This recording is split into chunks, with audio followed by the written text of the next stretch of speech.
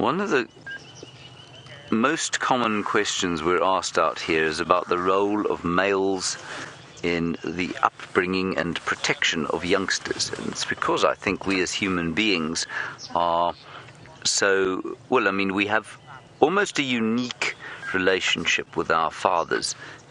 Some of the birds have a very similar relationship, I think, but very few mammals have the same kind of relationship with their fathers. And Marlena, you're wondering about male lions and how they, if they're affectionate with the youngsters and if they protect them. The short answer is no on both counts. Yes, they can be affectionate, but they will seldom approach the cubs where the mothers do. If the cubs approach the males, which sometimes they do, the male, it's very sweet to watch. The male often sort of just lies there, sort of looking like a slightly irritated but patient father, and then he might give him a bit of a swat and tell him to go away. But yes, then there is, and it's always such a treat to see that because it doesn't happen all the time. It's not very common. Do they protect them? Yes, indirectly they do protect them because they protect the territory from marauding other males, which would almost certainly kill these cubs. Then yes, what happens is that I suppose you could say they protect them.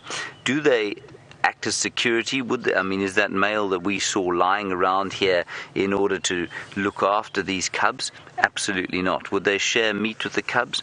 Absolutely not. So they play a very different fathering role compared with, say, human fathers do.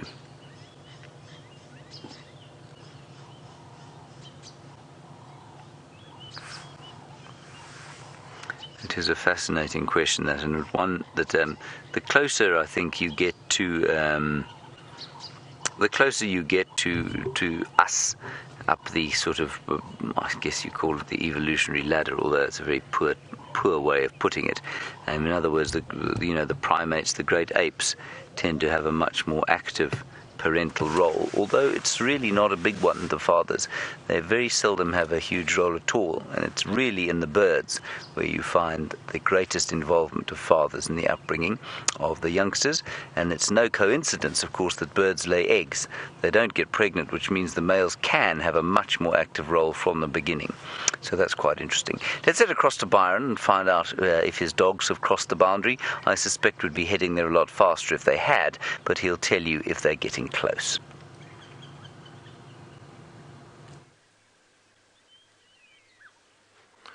So unfortunately, no wild dogs, and just got an update from the other guys again. Sounds like they've headed all the way into the Kruger National Park, so east as opposed to west towards us. But we did find this beautiful giraffe, female giraffe, happily feeding away. And that's often the case when it comes to the wild dog. They move and cover huge distances. They have very, very big territories, and they can cover up to 10 kilometers in one morning very easily, just by running around looking for food. And that does happen. But you never know, they could potentially be back again sometime soon. So hopefully we will get to see them. And look at this giraffe feeding on these leaves. It's amazing. I love watching them feed because if you have a look at their tongues, it's very interesting. And you'll see this tongue every now and then being stuck out. And sometimes they actually use the tongue and they wrap it around a branch and they pull the leaves off. But these are large leaves, so it can feed with its lips. There's the tongue. Do you see that?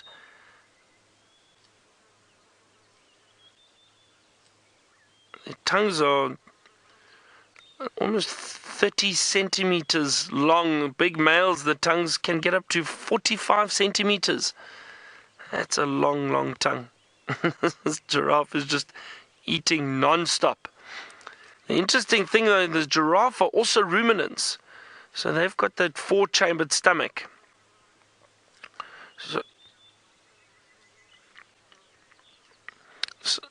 So what happens is while they're feeding, they, just like the antelope and cattle, they've got this four-chambered stomach. They eat, they swallow the food It is then mixed with enzymes in the stomach, in the first chamber of the stomach. And what they do is they then regurgitate that. And with the giraffe, you can actually see, it's known as the bolus. It's that piece of food that comes back up that they re-chew. That ruminants re-chew, and it comes back up the throat.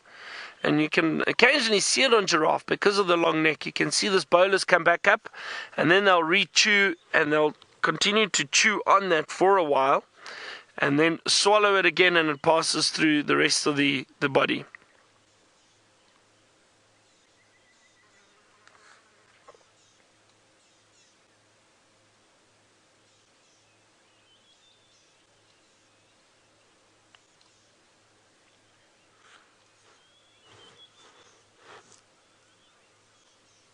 I know some of you were wondering, am I going to get out in the vehicle again like yesterday and see if this giraffe is as curious and watches us? Nina's wanted to know. Nina's, you know what, I don't think I'll do it today. And the reason is sometimes we can disturb the animals a little bit when we are on foot.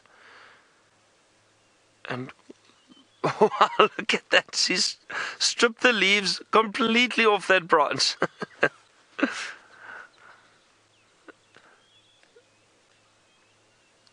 So Nina's, I think what I'm going to do is leave this giraffe so I don't disturb her.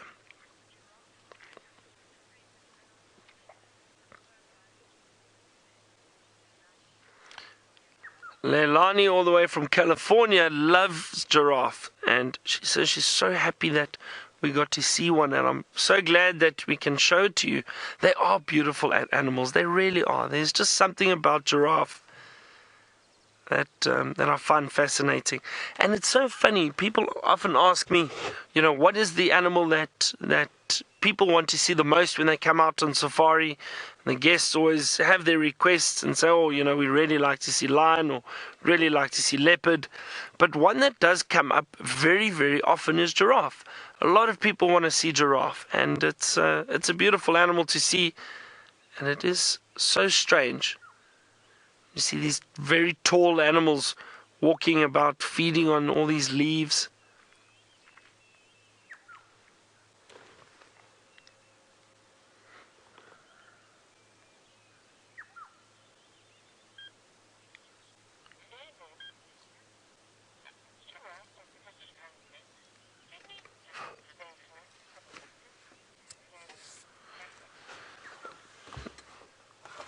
And David wants to know, because these giraffe have got such long necks, are they able to see each other from long distances away? David, 100% right.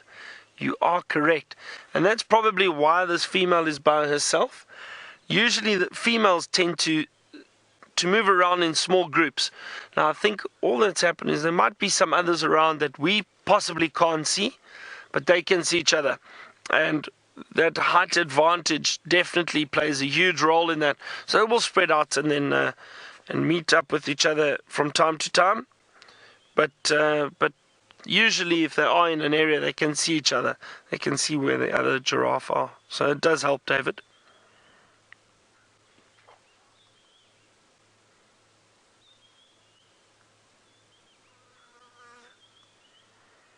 Can hear some buffalo grunting in the distance. It's quite faint, but not an alarm call or distress call or anything. Just a herd grunting, possibly a male chasing a female, or some buffalo males getting aggressive with each other. It's the sound of the buffalo, I think.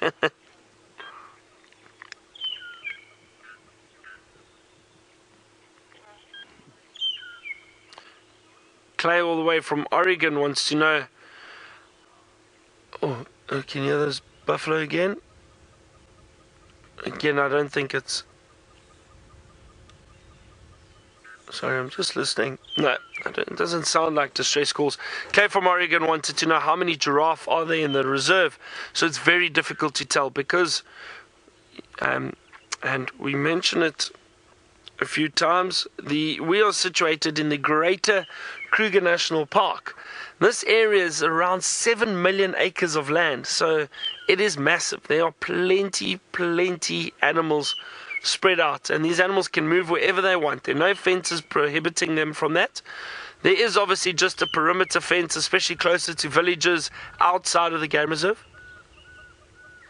And that's to protect the animals and to protect the people outside. But within the park there are thousands of animals, and there are probably thousands of giraffe. I would not even begin to know the exact amount of giraffe in the greater Kruger.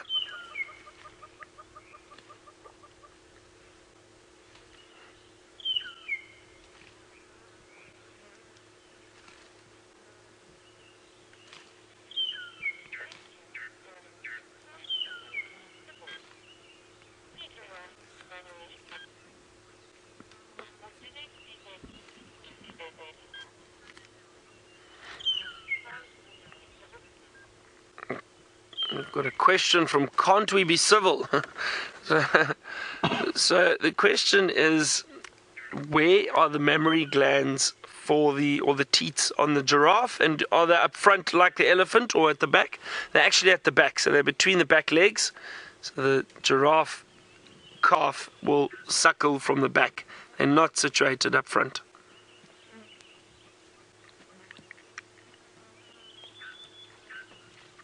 Wonderful gait, and that's the gait is the walking style that the giraffe have.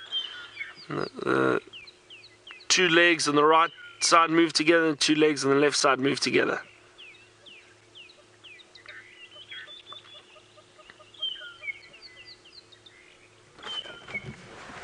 That was lovely surprise, bump into a giraffe.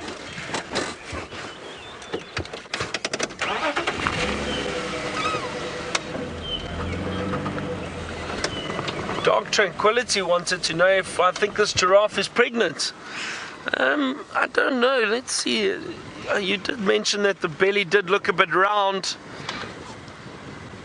It's a possibility. It is a possibility. I'm just having a good look now, and you might see it through there. Let's have a look. Sometimes tricky to tell.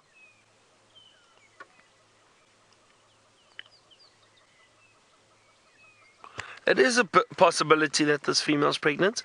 Her belly is quite round. So who knows, we might see a little giraffe running around in the next few weeks. Wouldn't that be wonderful? They're very, very cute when they're young.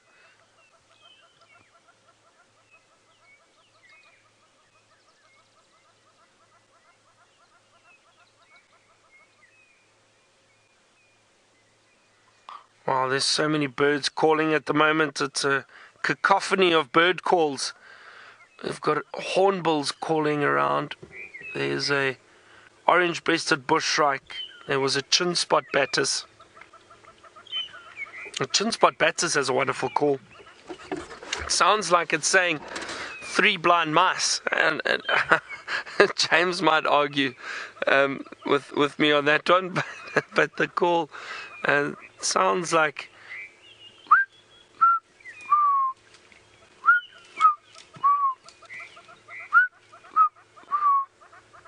3 blind mice. The chin-spot batis.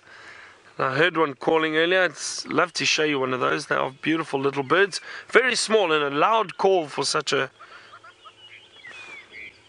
small bird.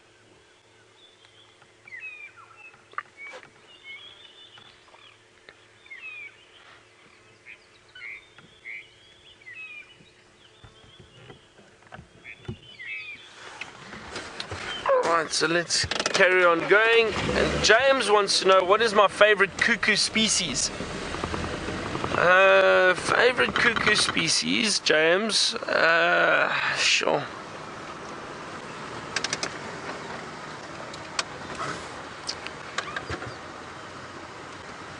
I think I'd say that red-chested cuckoo, James, and I really enjoy the call. No, that's a red. Bit my fro. Beautiful, beautiful call. So I do enjoy the cuckoo. That's my favorite cuckoo species, and my favorite bird call. Yeah, what is my favorite bird call? That's tricky. I mean, the African fish eagle is wonderful. It's got a beautiful call, and have a look, everybody. Zebra! Yay! This one's great. Nice surprise. Bump into some zebra. So we've seen some zebra and giraffe.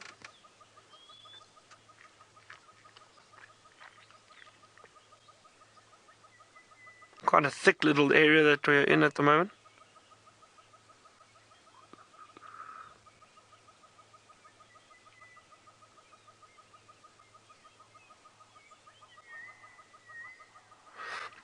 James, you know what? I do know one of my favorite bird calls.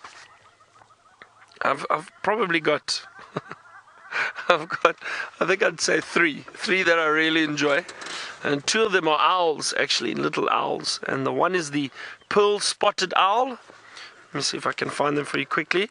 But the pearl-spotted owl has got a beautiful call, and you hear them in the evenings in the bushveld. You can hear them calling, and the pearl-spotted owl, hang on, let me show you where that is. There we go. It's a tiny, tiny little owl. This little one over here. You see that? Very, very small little owl. Look at the black markings on the back of the head and the eyes. So they've got a great call, and their call sounds like this.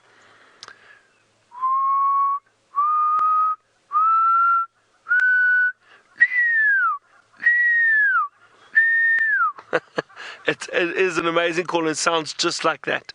And you can sometimes, and I have been able to do it once or twice, where I've called and this little owl's come to inspect and have a look around. So the pearl-spotted owl is one. The other one is this lovely little scops owl.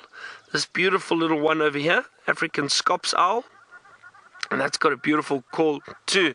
And you hear them, but they call non-stop at night. But theirs is different. Theirs sounds like it's going kurr, kurr, kurr, kurr.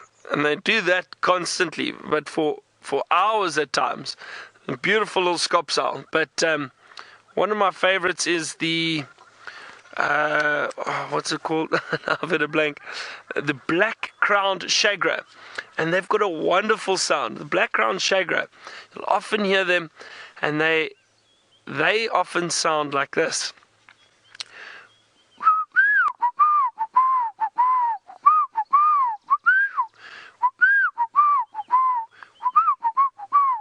They've got this wonderful sound, this kind of melodious up and down call, which it really is wonderful. And that's probably my favorite call in the bush, is the black-crowned shagra. I love hearing them, but very difficult to see. Often they fly very quickly in through the thickets, and they stick low down to the ground.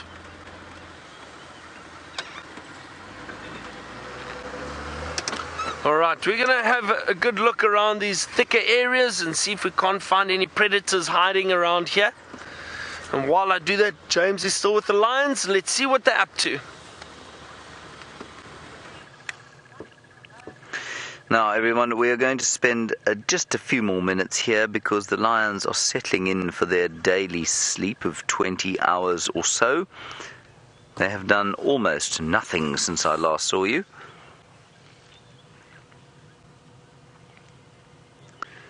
Bar harassed this poor female there, who seems to be still lactating. She's probably the mother of the very little ones. I've done a little bit more of an assessment of the mange situation. It's not good. And it's going to be difficult to watch if it does just start to progress like it did with the Styx Pride. I think this is the worst affected one there on our left.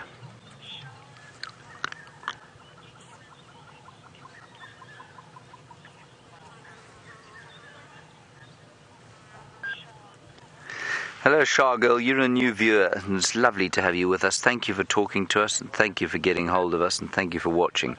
And please tell everybody you know about it, even people you don't know. Just tell them about Safari Live. Shargirl, you want to know if veterinarians or would ever get involved in a situation like that, if a disease became rampant? And the short answer is, in an area like this, it's almost impossible because of the size. We're part of an 8.5 million acre or 3.5 million hectare wilderness, and that means disease travels as freely as the animals travel around here.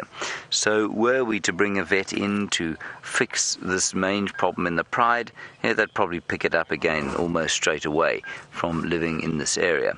But the other thing to say is that because it's a wilderness area, we try and have as little effect as possible on the animals. So we try not to interfere with nature. Now, yesterday we had a question about whether or not lions are endangered, and surely with an endangered species like this, we should be helping them. Well, they're not officially classed as endangered. There are certainly arguments for classing lions as endangered, but in South Africa, the southern African lion, which is what we're looking at here, has a very stable population that goes into the Kruger, it goes north into Zimbabwe and east into Mozambique. They have a stable population here, and that means that we won't get involved. If there were wild dogs, for example, and they had rabies, or there was an outbreak of rabies, it is entirely possible that we would try and inoculate them against that disease, and that, of course, is because wild dogs are severely, severely endangered. There are probably fewer than 3,000 left. We don't know how many lions there are left. We do know for sure that their numbers are dwindling and that they are threatened, absolutely.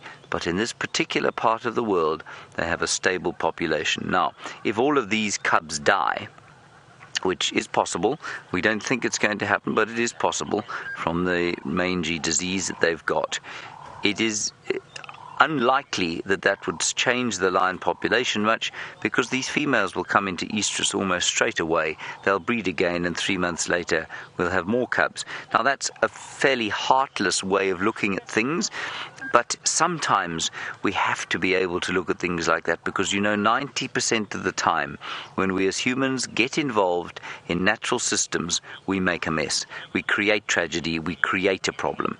And that's why, for me, although it is really difficult to watch lions and any other animal suffering from any kind of disease, it is often the best approach just to let things be, because nature has a way of sorting itself out.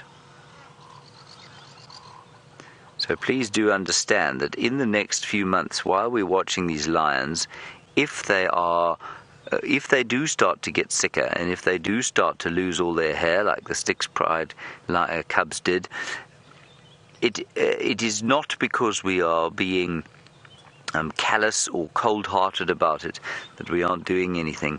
It's because we truly believe that the best approach here is to let things take their course.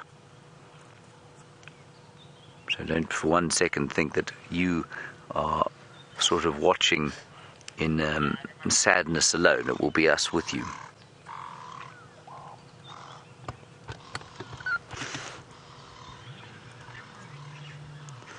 High movement there. You can see that she's turned round. And yes, Anna-Marie, as they get older, I do think that their chances of survival will get much higher. That said, the Styx Pride cubs, which all died, they were all older than this, or certainly, no, they weren't all older, but there was a cohort of them that were probably a good 2 months older than the oldest cubs here, and they all passed on. But they weren't eating.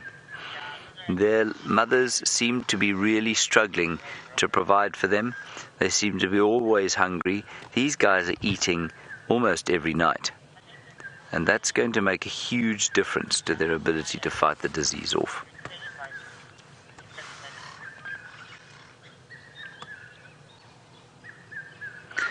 All right, everybody, I think that we should pack it up here. I think we should go and spend a little bit, or the last hour or so of the drive, out looking for 1 or 2 other things, just simply because these lions have settled for the day, and I think it's probably a nice idea for us to go off and see what else we can see.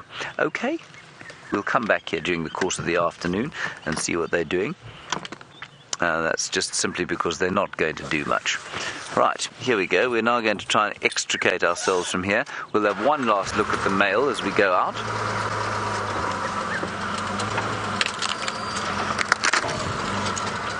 We don't, of course, have a spare tyre on Jigger at the moment. Jigger's got a small problem with carrying a spare tyre.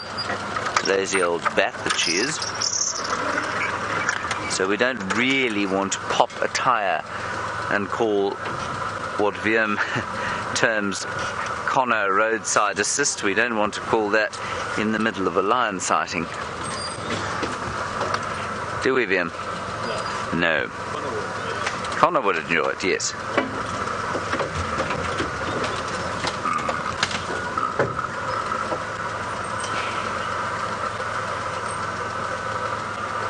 Lorena, a very nice point from you. You say you understand what I'm saying about letting nature take its course, but you say nature doesn't always work. Species go extinct every day. Let's have one last look at this male lion while I answer this query, because it's a good one. Lorena, who's to say that... Oh, sorry, quickly, Byron's got a bird.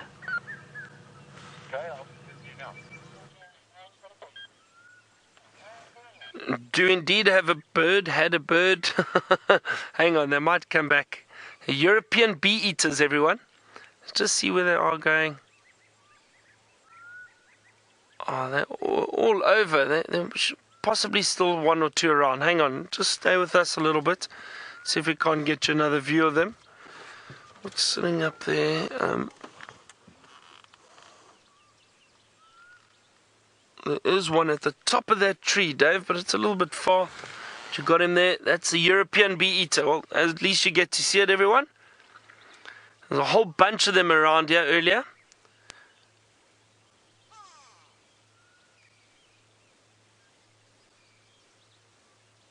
Oh, we're having a great morning with our birding.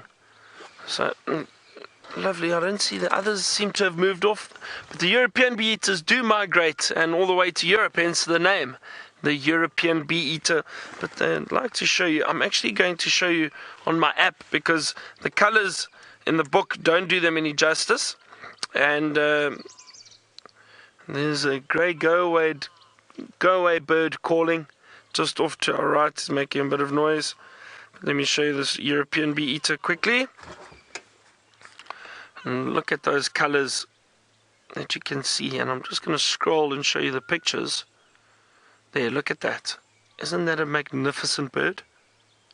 Really very, very beautiful, vibrant colors. All these bee-eaters are very colorful, but these European bee-eaters are incredible to see. So that's what we saw. You can see that yellow throat, but again, with the light at the moment, it's very difficult to actually see all the colors in the birds because we've got this very dark gray background with the sky and a lot of clouds. So it's very difficult to see the colors. I can hear another bird calling. It's a black cuckoo. I'm just going to drive forward a little bit, see if you can hear it. It's got a wonderful call, and that cuckoo will also call continuously. I've been near black cuckoos calling for 2 hours, and they don't stop.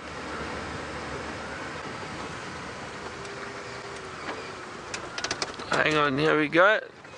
You might be able to hear it from here. There's a lot of bird life, bird activity at the moment. Can listen, and it sounds like it's saying, "I'm so sad."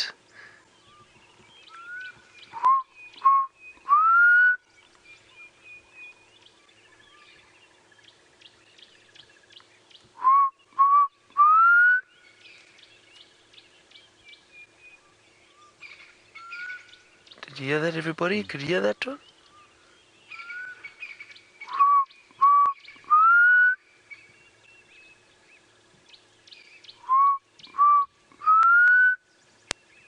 I wonder if he'll come and inspect. Maybe my black cuckoo call isn't as good as I think it is. But it's lovely. It's a wonderful, wonderful call. And they describe it in the book saying it's "I'm so sick" or "I'm so sad." I think "I'm so sad."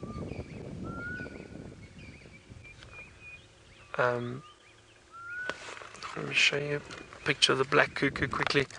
I do enjoy them too. I enjoy that call. There we go. That one, you can see completely black, a bit of white barring underneath the tail, but a beautiful, beautiful cuckoo.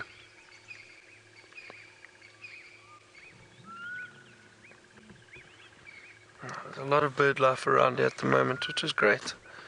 It's nice. I do enjoy the birding. I think it's a very important part of being on a safari, because the birds, the bird life around here is just so fascinating to see. And we've got some wonderful, wonderfully coloured birds. Beautiful colours, vibrant colours out in Africa. We've also got birds, which there's a dung beetle that was flying next to me. And we've also got some birds that are very dull and very difficult to identify. But the bird life, I think, is very, very important to appreciate while you are out on safari. It's nice to see all of them around. And especially now going into summer. All these migratory birds coming back. And I just heard another interesting one that I probably will be able to show you. Yeah, there he is, right at the top. Just jumped there, Dave. Did you get him? Top right. There he is. It is a crested barbet. I just moved up a little bit. There we go. Out in the open now. Beautiful yellow and black.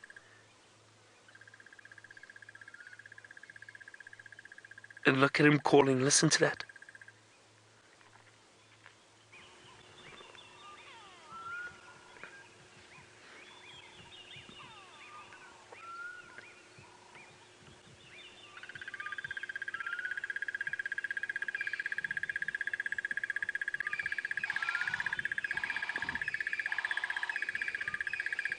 There, you can all hear him. Wonderful.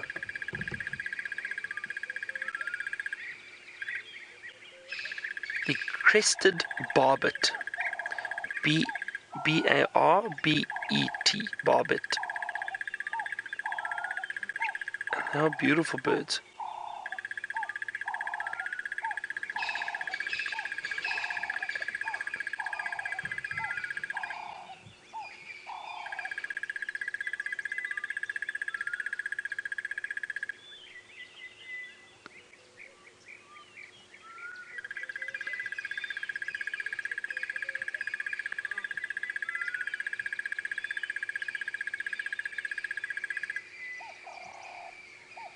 And there it goes. Lovely, wasn't that nice? Beautiful, beautiful bird to see, and wonderful to see it calling and hear the call.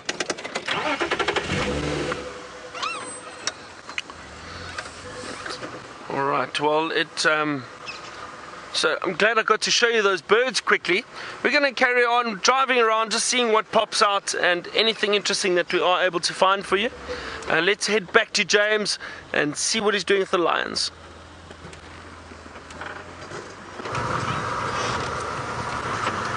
I've come, everybody, to the magpie shrike nest that I think Taylor found. Was it Taylor? And she saw some chicks in it yesterday. Shall we go back a little, Vimpy? I think it may be better there. Now, Lorena, your question to me, which while we look for these shrike chicks, your question was, sometimes nature doesn't work. I mean, species go extinct all the time. And my comment to you, let's just see if we can't hear something there. My comment to you is to say, who is to say that nature isn't working when animals go extinct? Environmental conditions change all the time, and species go extinct all the time, and new species evolve all the time, and that is just part of what happens. There are climatic changes, there are geological changes, there are huge changes that happen. The fact that we don't have dinosaurs anymore, of course, is a function of the fact that there was a natural change. I mean, we think they were wiped out by a giant meteor strike. May or may not have been the case, but regardless, for hundreds of millions of years, now just imagine that, hundreds of millions of years, dinosaurs roamed the earth. Hundreds of millions of years is so much longer than we as a human species have even been around, that we can almost not even conceive of the amount of time And yet that entire range of species, I mean, there were hundreds and hundreds of dinosaur species, wiped out. And many of them didn't go extinct because of the meteor strike. Many of them went extinct naturally before that. So over the course of those 100 million years, lots of the species that came into being and then just disappeared.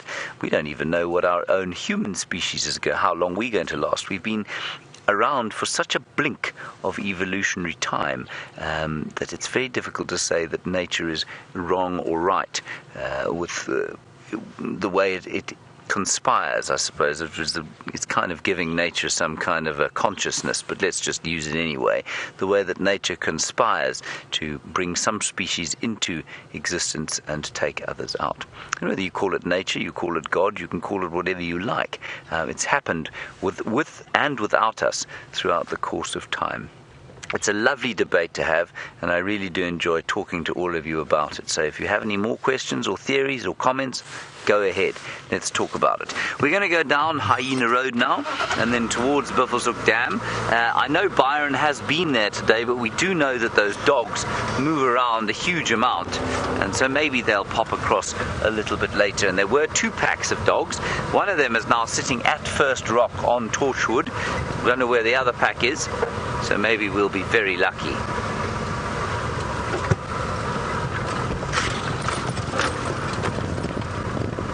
Elephants.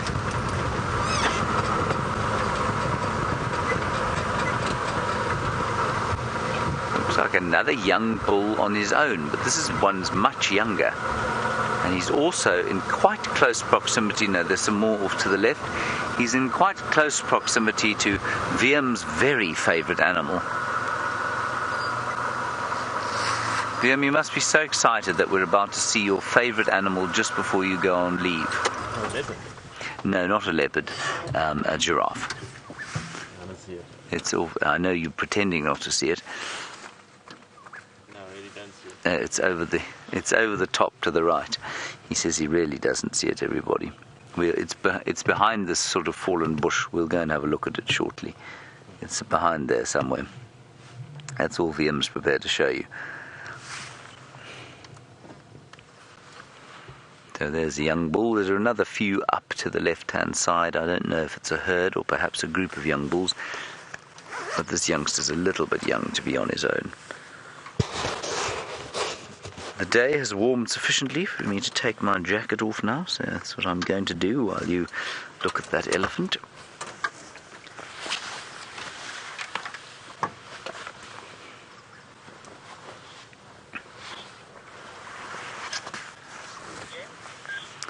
Oh, good question, Sheila. I'm going to say no. You say, do elephants get mange? I don't think they do. I don't think they do, because they don't have hair follicles. Well, they don't. They have very few hair follicles. And I think, if I'm not mistaken, the mites get into the hair follicles. So I'm going to say no, they don't get mange. These ones certainly don't seem to have any obvious signs of mange. Nice view of the spine there. Oh, there are the hair follicles. Well spotted, Wiem. So you can see very sparse hair. And while maybe one or two mites might get in there, I don't think it causes much damage at all.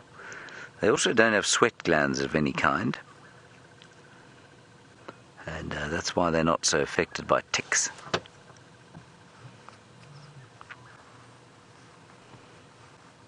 That's one of the reasons they're not so affected by ticks. They have a very, of course, thick skin, which makes it very difficult for ticks to get into the skin and suck out the blood.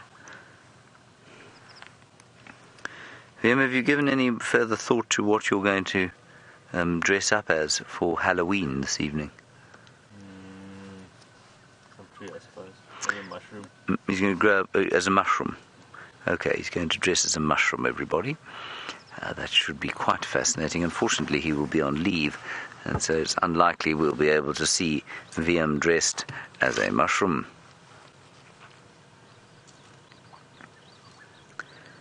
Although, Wiem, I must confess, the way you brushed your hair yesterday was a bit mushroomish. does it all by itself.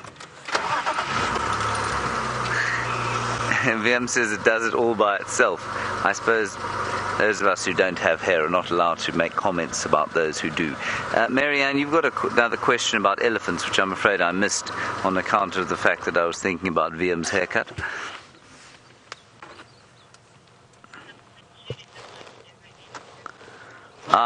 You're worried about whether they eat poisonous plants and how they know that the plants are poisonous. Marianne, they know probably for two reasons. Firstly, they taste poisonous plants and they would choose not to eat them. And secondly, they learn from their parents, from their mothers and aunts in the herd. I think there's a huge amount of mentorship and if it's not actual physical discussion, it's certainly demonstration as to what to eat and when to eat it and why to eat it. I think they do self-medicate. There's certainly some evidence to suggest that. And so if they know what plants are good for them to eat, I suspect by default they would therefore know what plants are not good for them to eat. In the same way that your body knows what's poisonous for it. I mean, bar something like an addiction, and of course many of us are addicted to things like sugar, bar something like an addiction like that, your body is very aware of what it wants to eat and what it doesn't. If you are presented with a table full of cakes and sweets, and in fact children are the best example of this. If you put kids into a room and on one table you've got meat and veg and healthy things, and on the other table you've got cakes and sweets, initially the kids will rush into the room and they'll just devour all of the confectionery and the sweets and the sugary things. But if you keep doing it day after day, eventually they start to leave that alone completely, because their bodies tell them what they need to eat. And I think it's very much the same as with elephants and any other animal around. Of course, they don't have plants out here that they get addicted to, simply because there aren't they don't have synthetic foods. They've only got natural foods here, and I think they're very aware of what's good for them and what isn't. Alrighty, let's have a look at the giraffe, Liam. Are you excited? He's jumping up and down with excitement, everybody. He can barely contain himself. There it is, Liam.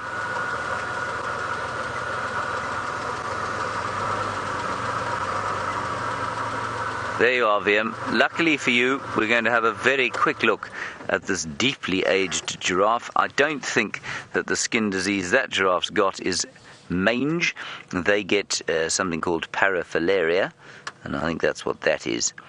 And so it's not very itchy, and all giraffes get it. Right, a very old giraffe. Let's head to Byron, who is not a giraffe, he's not a buffalo, and he's looking at some termites. 3, 2. Look at this, everybody. Look what I've managed to find. A little termite. This is one of these soldier termites. And you can have a look. These are very, very big. Look at the size of this termite compared to my finger. Very, very large. And look at those sharp pincers that you can see. And they use that to protect the colony, so against any danger, any threat. Hey, it's probably going to try and bite me. And it's amazing, and I've done it with guests a number of times. And if you get a long strand of hair, and what I would do is get the guest to hold their hair and hold it very tight, and you hold this termite and you put the hair between those pincers, and it snips it and it cuts it completely clean like a knife, so sharp. They literally close and it cuts it. It's really, really neat to see. What I'm going to do is I'm going to show you where I found this little guy. Follow me over here. We've got a very, very active little termite mound, and I'm going to put him back in there. Off you go. There we go. And this is all new. This is all brand new. So there was a bit of movement of these termites around here earlier, and they look to be calming down. There's not as much movement. But what I find so fascinating, all these little soldiers were around the edge of the termite mound and around the entrances, and probably just protecting it. Some were building, but usually it's the workers that come and build and will fix this termite mound. So all of this has probably been built by the workers. And what that is, it's a mixture of their saliva, their feces, and the soil that they've then dug up, and they use that to make this termite mound. But what's incredible is, as I got here, we had all these little soldiers walking around, and they do this a very interesting behavior. It's almost like a rattling, where they stop and they shake and they go tsh, tsh, and that all creates energy and warmth, and it's a way for them to communicate with each other too within the termite mound. It is fascinating. Now, what happens is, through thermoregulation, so the movement and all the activity within the mound from the termites, they create warmth and they create heat. And this mound is then got chimneys. There's a chimney, and these chimneys branch out, and there's a main chimney over here. And what happens is, this allows air to circulate through the mound, and by doing this, they regulate the temperature. Now, it's a pity you can't feel, but if I put my hand in there, I can feel warmth coming out of this termite mound. This mound is probably about 32 to 34 degrees Celsius, which is very, very warm. And just by doing this, I can feel the heat actually coming out and against my hand on both sides. Here especially, wow, it's very warm coming out of this main chimney.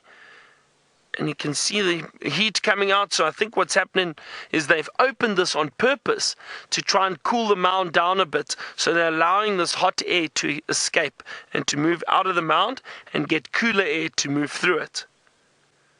That really was fascinating.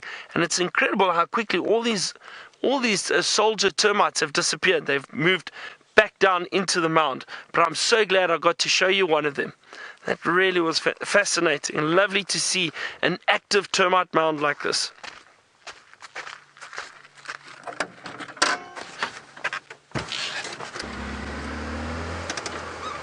Oh, what have we got here? A little dung beetle, everybody.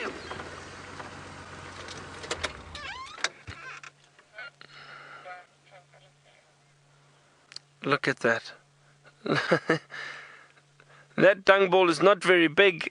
I'm not sure if that, again, I'm not sure if it's a male or a female, but if that little dung beetle is going to try and impress a female, it's probably a male rolling that ball. I think he's going to have to get a bigger ball. It's incredible to watch how persistent they are and how strong they are to roll these dung balls up these little hills and into an area where it will probably bury that ball and then feed on that dung. Very interesting. Dark Tranquility asked a question about the termites.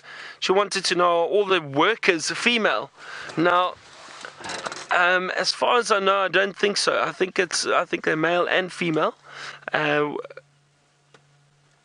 just trying to think now if I haven't heard. You know what? I'm not 100% sure. I don't want to say they're definitely all male or all female. I think they are both. I think it's male and female. With the workers, the soldiers, I think are all males. And then you obviously have the queen, which is probably about that size. The queen termite, which looks almost like a grub. And she's about that size, and all she does is lays eggs. She's long and thin and usually white in color. Very, very big. She just lays thousands of eggs daily. And then the workers basically take those eggs and they'll take them into chambers within their termite mound. And the reason for that is they then incubate them on these little layers, these shelves, which are built specifically for the incubation of the eggs. And it's incredible. I understand that there's the communication through pheromones and or chemical communication between the termites. The female who lays the eggs, and actually this is why I think it's male and female for workers and for soldiers. But through chemical communication, the termites will let the female know, the queen, they will let her know how many termites are in the colony and what is needed. Are there more soldiers needed or are there more workers needed? And she will then lay eggs and change the chemical makeup of those eggs slightly, and that will determine whether or not those termites that hatch become soldiers or if they become workers. Isn't that incredible? It's fascinating. I think sometimes, nature really is mind-blowing, and it is incredibly interesting to see and try and understand it.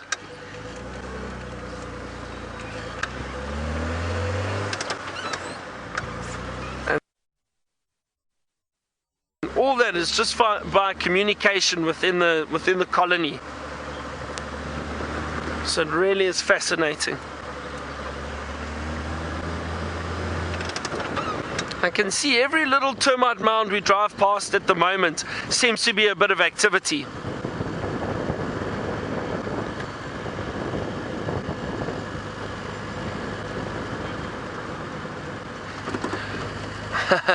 And with that dung beetle rolling that ball, and the other day we saw how a female actually holds on to the dung ball while the male rolls it away. We saw it yesterday afternoon.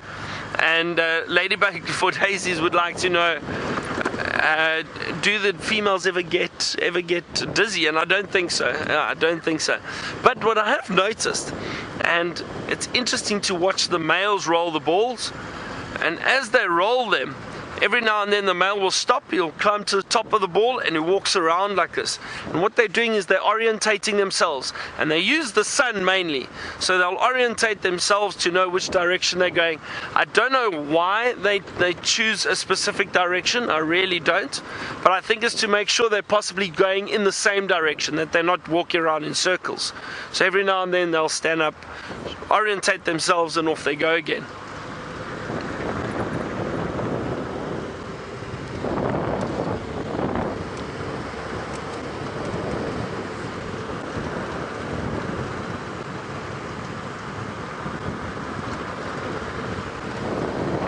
Still a lovely cool morning. It's really, really fantastic to have these cool mornings.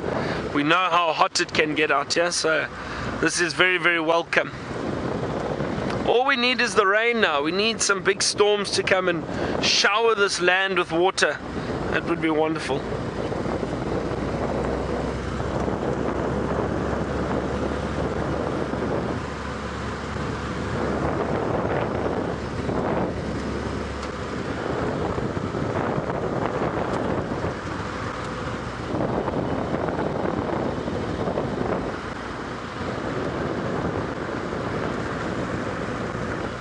So Tom is a new viewer, and welcome to you, Tom.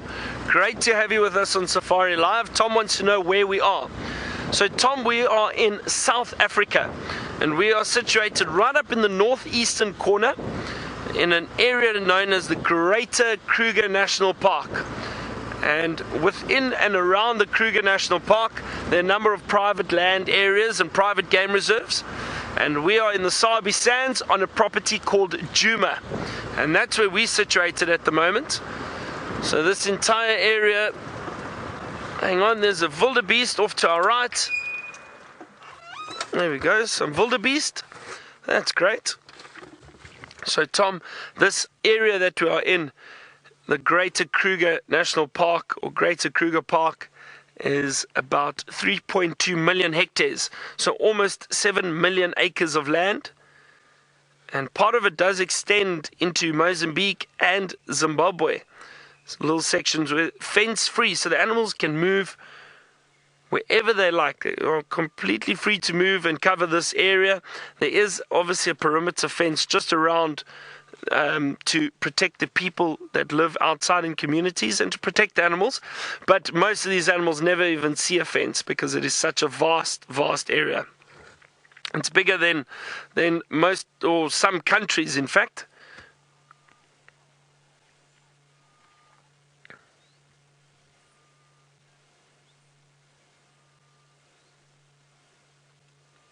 Nice to see those wildebeest walking around looking for some grass to feed on.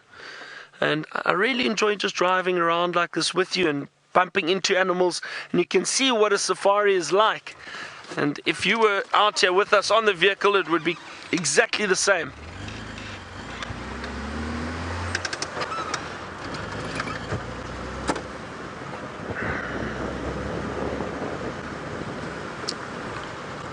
And I was about to say, often with the wildebeest, you do see zebra with them, and there are zebra just off to the right. There we go, look at that. And the reason for that is just the zebra and the wildebeest are both grazers, and they are often referred to as plains game. They enjoy the open grasslands, and we know in East Africa you get those herds of millions of animals, and James was up there recently. You saw the herds of zebra and wildebeest often together in the same area, mixing and mingling. It's just because they feed on the same vegetation, and the herbivores don't mind having each other around, because for safety they will alert each other if there's any danger or potential danger.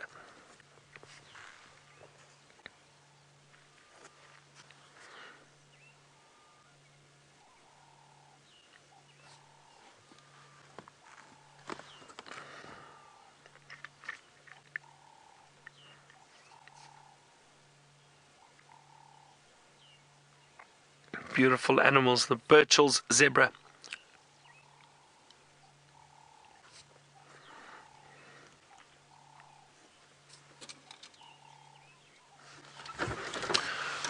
Alright, we're going to carry on, see what else we can find for you. Let's head back to James, see what he's up to. Has he found anything for you? I'm not sure.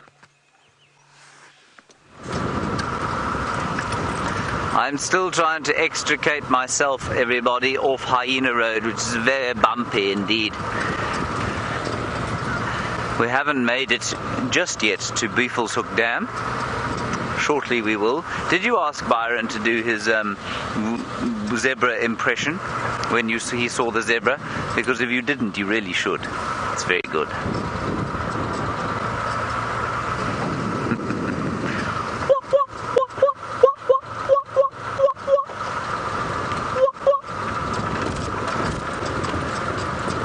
Did you think that was a good zebra impression, wildebeest? Oh, yes. You did? Yes, maybe the pitch is a bit wrong, but it was good. You thought the pitch was a bit wrong? Yeah. What, was it too high? Too low. Too low? I think it needs to be higher. Yeah, I'll do it once more.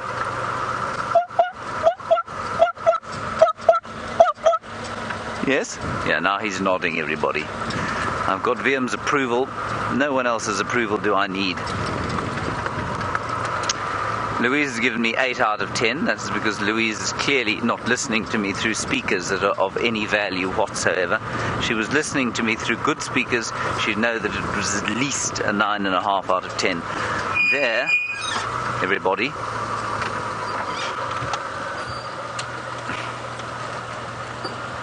This is my first excuse to get out of the car for you today.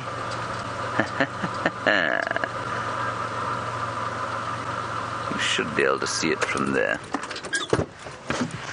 Try and unplug myself. There we go.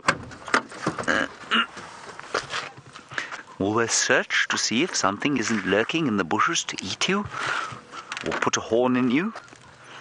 Nothing.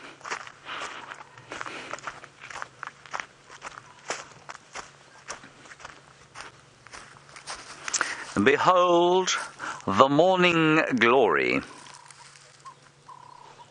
Can you see it, Wim? It's the first one I've seen this year. An annual flower. It'll pop up for a little while and then it'll disappear again until next year. Isn't that nice? Beautiful. There are ants all over it, which tells me that it's close to the ground like this, and this color, because it obviously attracts whatever species of ant it is that comes inside, takes out the pollen and takes it to the next morning glory for fertilization. But I'm sure that's why it's so close to the ground. Then, I don't know if you can see over here, Wimpy. Can you see me here? Well, you can see me, obviously. Can you see on the ground here? He's put his thumb up to say yes he can. There is the beginnings of a hibiscus cannabinus. And I always have a little bit of a laugh at this particular flower, of course, because, well, to say the word cannabis on live stream is very naughty indeed. But the hibiscus cannabinus is called hibiscus cannabinus because this leaf apparently, look, I'm told, obviously I don't know myself, this leaf apparently looks a little bit like a cannabis leaf. Liam's shrugging his shoulders also. He has no idea what I'm talking about. Do you, Liam? None whatever. Right, let us continue to Beefleshoek Dam.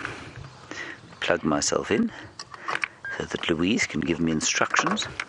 There we are. Ooh, quickly to Byron. I think he's got lions.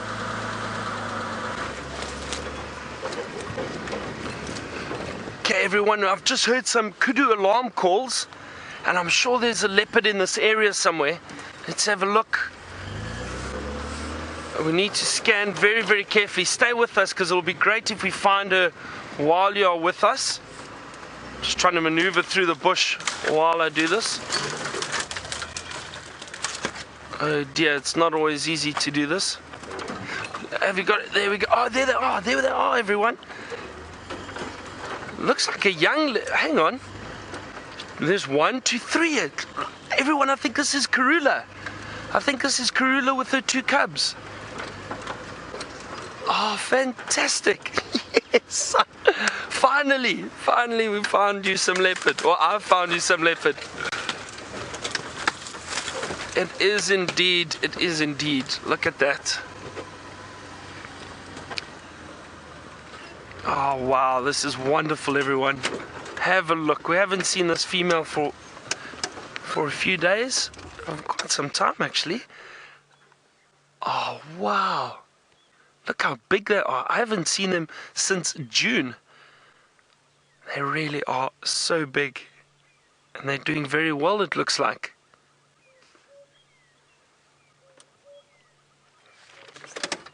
Okay, let's follow her. Just going to try and maneuver through here. Isn't this exciting, everyone? Wow, this is fantastic. I'm so happy. I'm so excited. Finally, I get to find leopard. And, well, I mean, not just me. Dave spotted her.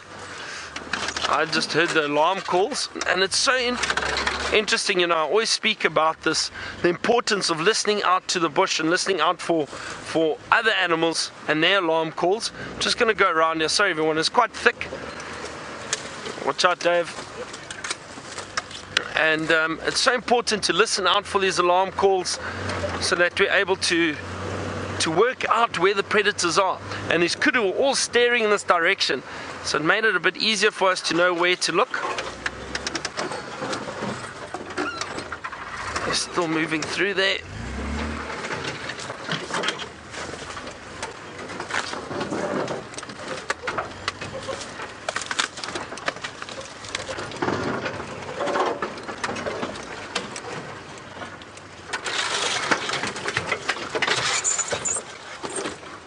Sorry everyone, this is a bit thicker than expected, but we'll get to see her again shortly. Can't squeeze through there. You've almost got to anticipate which line you take.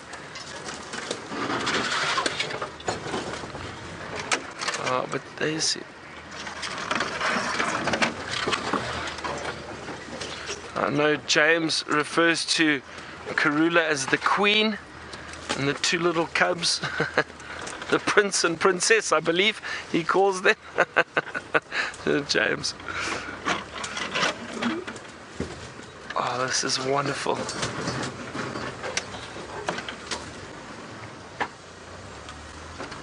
Oh, yeah, have a look, everyone.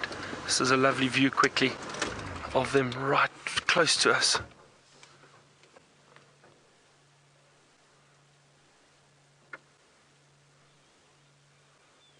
And there they go.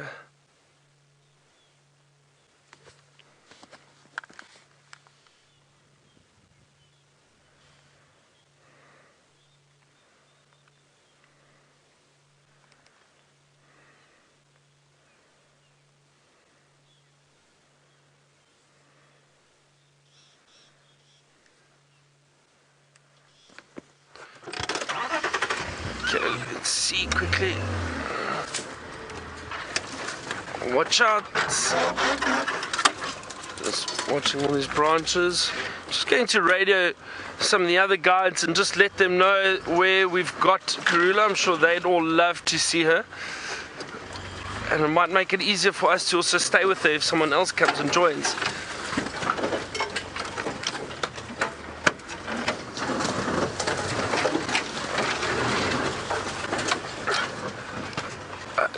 James and Lex, if you copy, located Kurhula +2. Animal is mobile north and east in the block from between Gowrie Main, Balanites and Rebecca's. She's mobile north and east.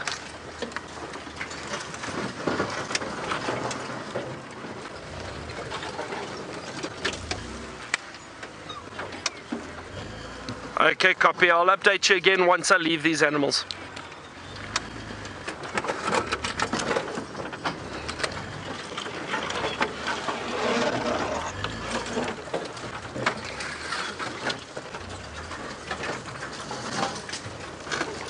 Copy.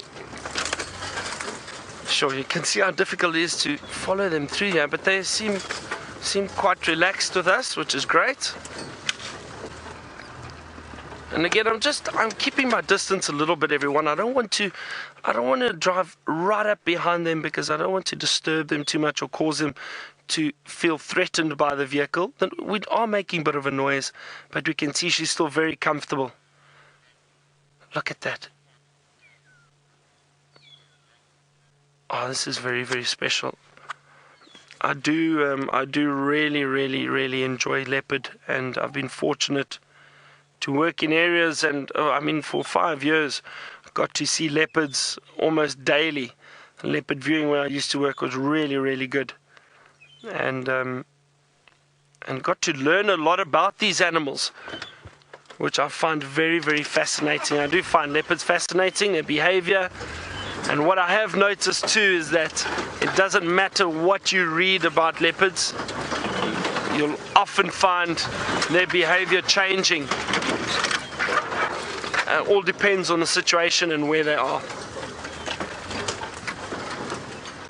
It would be nice if she did move out into a slightly more open area for us.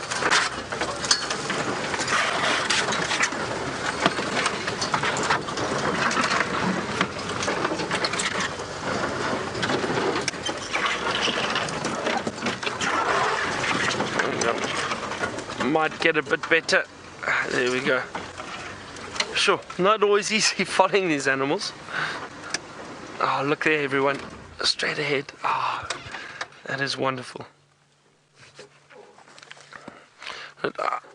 If I guess right, it looks like the male, yeah, that is the male with the female, with Kruhula, and then it is the young female who's off to the left. And it's incredible. I can already see a size difference between that young male and the young female.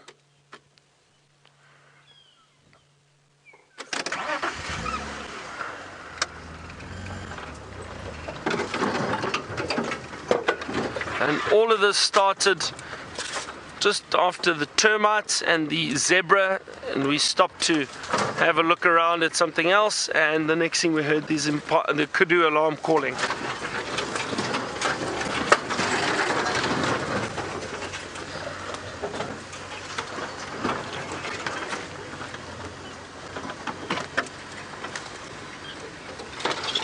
James is saying that young male is almost as tall as the female, as his mother. You're right, James. That is very, very interesting. It's incredible how big they get, and just remember that with the leopards, the young or the males will be twice the size of females. A big male will weigh around 70 to 80 kilograms, whereas a female will only be around 30 to 40 kilograms. So the males are twice the size. So you can imagine these youngsters from a young age already start looking in a similar size to the females. But I still think these cubs are still very young. So actually, those of you who do know them a bit better than what I do, how old are these cubs now? Maybe one of our viewers can please let me know, because I can't remember from the last time I saw them. I think last time I saw them, they must have been about 3 months. So are they about 8 months? They look about 8 months, maybe 9 months old.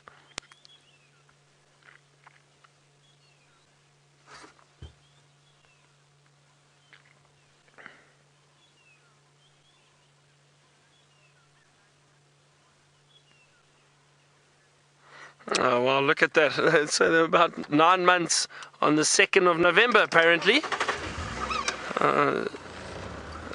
That's nice. If I look at animals and gauge the age, and right, I do enjoy that. Okay, so they're about 9 months old. That's wonderful. So they've still got a little bit of time ahead of them where they're still vulnerable and still have to be careful of other predators. I have seen leopards in the past, youngsters about this age or even close to a year, and still don't make it. But I do think this Kruhula, from what I have seen and heard, she's a very successful mother. So I think she's done very well in raising 2 cubs. It's not easy for a leopard to raise cubs, and for her to raise 2 is just wonderful. Where have they gone now?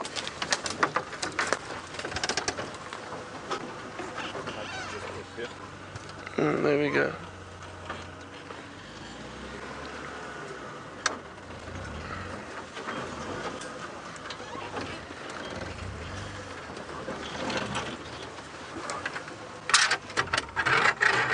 Okay, I got a very interesting question, but I didn't quite copy all of it.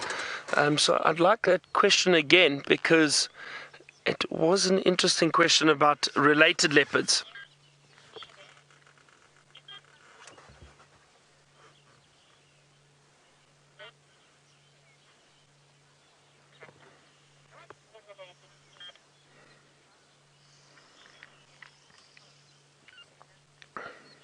So Matthew from Michigan. Okay, Matthew's asked us, if a adult female, so for example, if Kruhula lost her life, if she was injured somehow, lost her life, and she had 2 cubs, but a related female came into the area and found the cubs, would she then look after the cubs and raise them as her own? So the chances are highly unlikely, Matthew. But what I have seen in the past, and I have seen this, so that's why I say I've been very fortunate to see a lot of different leopard behavior. And I've seen, sorry, I was trying to get through this, I've seen an adult female, an old female, that gave birth to a leopard and raised that leopard, and she then, she gave birth to a cub. And what happened was the female, that young female, actually then left her cub, and the old female, the mother, then took over that, raising that cub, and she raised it. So that has happened before, but not because the female lost her life, but I think that the young female wasn't ready to look after that cub. It would be wonderful if these leopards could move out of this area, make it a bit easier for us. I just got a little branch to the face, and we might need danger pay, I think.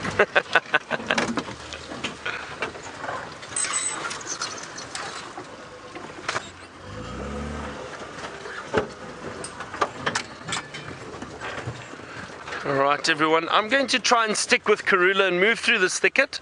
While I do that, let's quickly get an update from James. I think he's got some bovine he'd like to show you.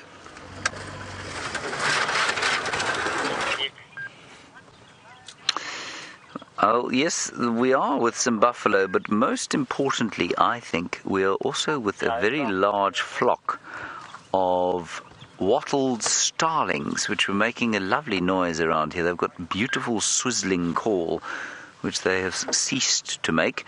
So let me try and play it for you on my bird application.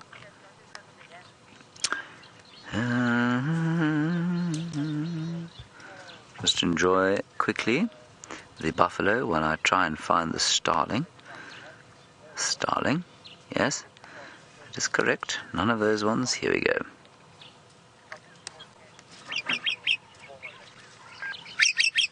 That's not the call I was hearing. They make a nice whistling call as well.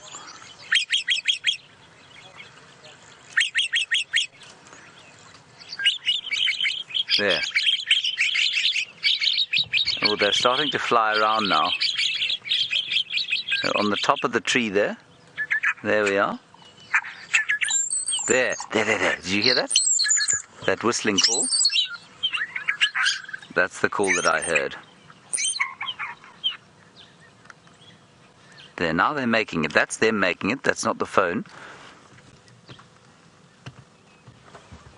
Very cool. Right, back to the beefaloes. They're a small herd of them, probably about 50 or so, which is really not a big herd at all.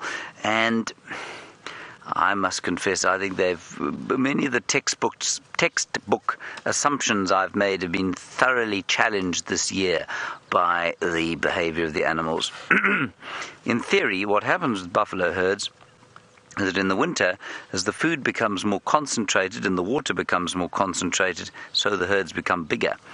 Now, what happened this year, I think, because food became so sparse and so concentrated in such tiny areas, I think you find that the herds got bigger, certainly, and then they split into much smaller groups as things got more and more desperate. Because the areas where there were food was simply not big enough to support all of the animals. And I think we're seeing the back end of that now. The big herds haven't quite congregated yet. And I remember Brent saying when I got back about a week ago, not a week ago, but 4 days ago, him saying to me that the herds, there were sort of a number of small herds on the reserve, and normally you've got one big herd either here or not here, and he said there were 3 or 4 herds of 50 or so, which was quite unusual. Righty, let us press on from here. I'm very pleased Kruhula has come back to see us. That's marvellous news indeed.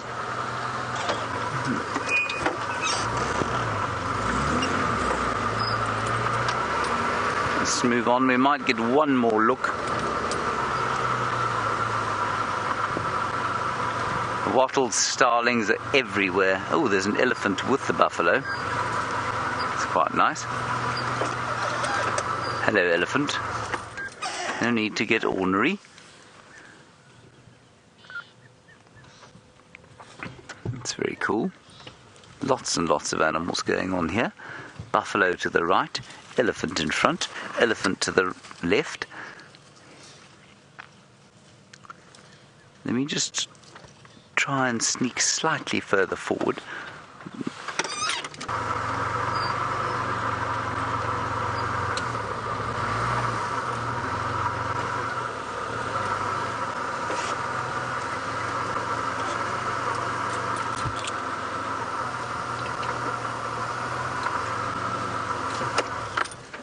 That's not ideal. That's me getting a little bit close. Sorry about that, elephant. I do apologize. I didn't mean to frighten you. In fact, it was the very last thing I wanted to do. Yes, well, I do hope you'll accept my apology. I know you've turned your back on me and shaken your head. Well, I suppose that's fair enough. We've also, Viam, we've got the elephant there, then we have a buffalo just to the right, and then, of course, Viam, just beyond the buffalo, what else do we have? I don't know.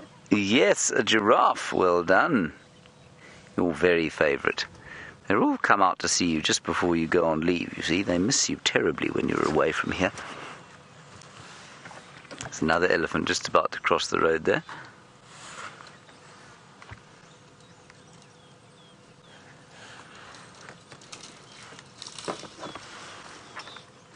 And just going to do a quick communications test with the final control. Louise, are you still there? Oh, phew. She is still there. When you don't hear her sultry tones in your ear for a while, you start to worry.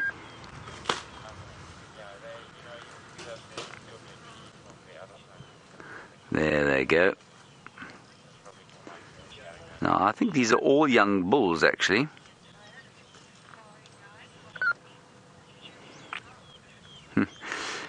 Hello, Judy. You're wondering if I cleverly disguised myself as a safari guide for Halloween, or if I have just foregone the celebration of Hallows Eve. Well, you see, it's not quite Hallows Eve just yet here. So this afternoon, I shall be in my full costume. I don't know what I'm going to be, Judy H.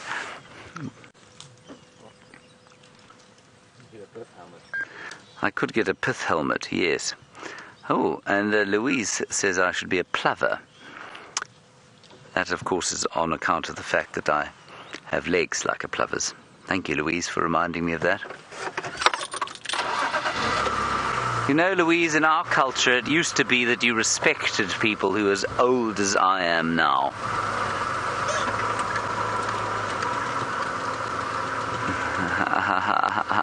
Lily B, you've made a very hilarious joke. You said Viam is going to be a mushroom, a.k.a. a fun guy. I get it. Yes. Yes. We're going to leave these elephants and their buffalo. Nice herd of elephants. We might come back here this afternoon, I think. There was just some pressure from other vehicles behind, so we're just going to keep moving now.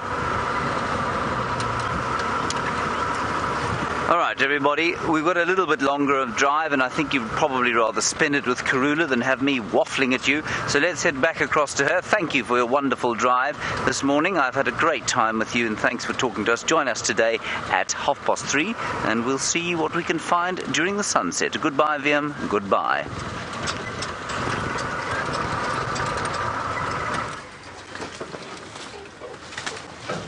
We're still with Kruhula, everyone. We've managed to follow her through this thick bush with the cubs, but we're approaching a road now, so I'm hoping they decide to walk along the road for us. That would be wonderful. Hang on. I'm going to try to get us a view here quickly.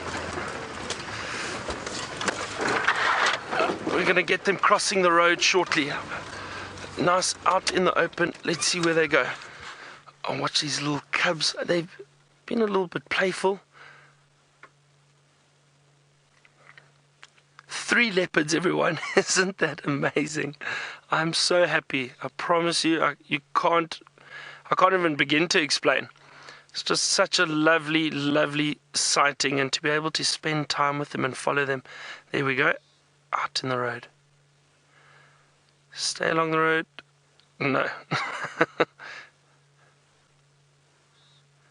It's a young male. Oh dear.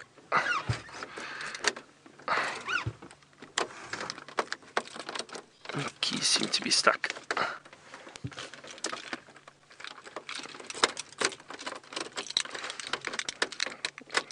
Sorry everyone, Rusty seems to be fighting with me now.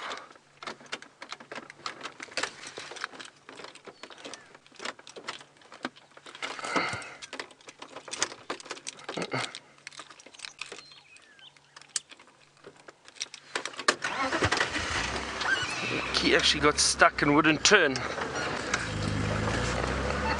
Alright, don't worry, got it going. She's still moving through this very thick stuff. I actually might lose her soon. Hang on a second. I think I've found a little gap here.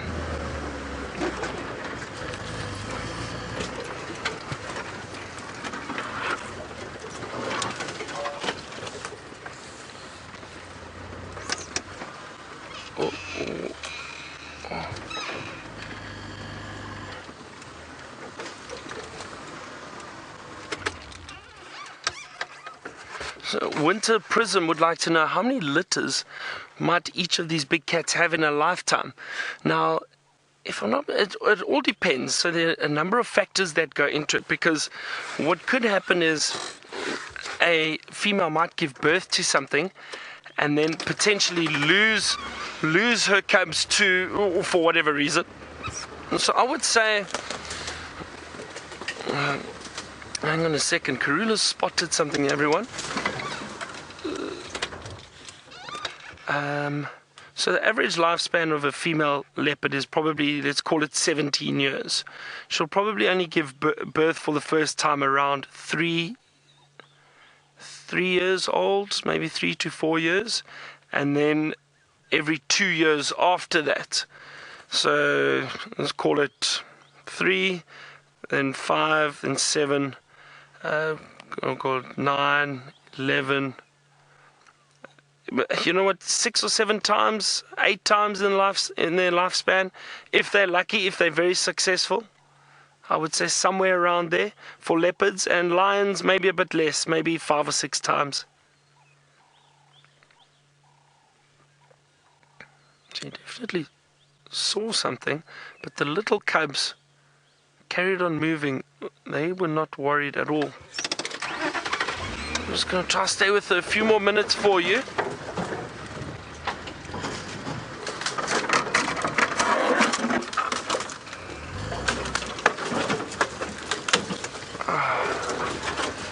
These branches are not fun to drive through.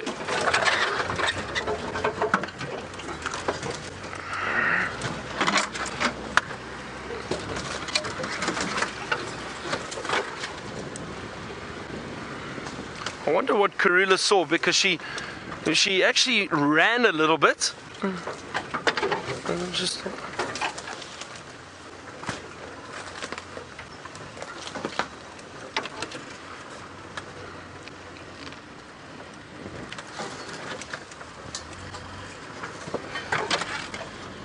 I'm just trying to see where they're going.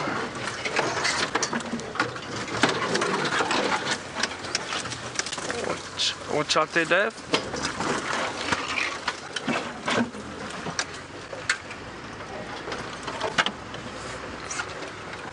Can you still see them? No, there they are. They're just behind us. Okay, hopefully they come out into this opening. Here we go, everyone. She's walking towards us.